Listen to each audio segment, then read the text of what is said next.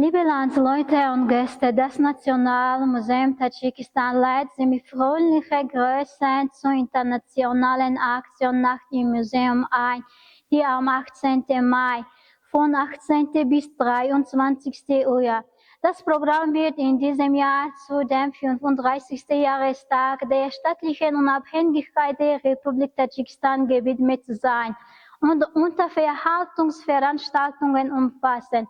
Wir stellen unsere Partner zuverlässigen Partner. Der Generalsponsor Alif Bank eröffnet die offiziellen Sponsoren geschlossene Aktiengesellschaft der Milchfabrik Dushanbe. Gesellschaft mit beschränkter Haftung Taj Motors und unsere Partner Asia Express, Asia Print und Kinderhaltungszentrum Cosmoland für die zu dieser wichtigen Zeit einen großen Beitrag geleistet haben.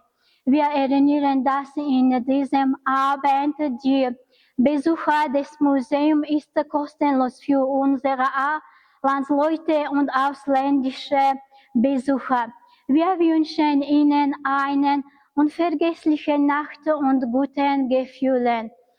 Liebe Landsleute und ausländische Besucher, willkommen im Nationalmuseum.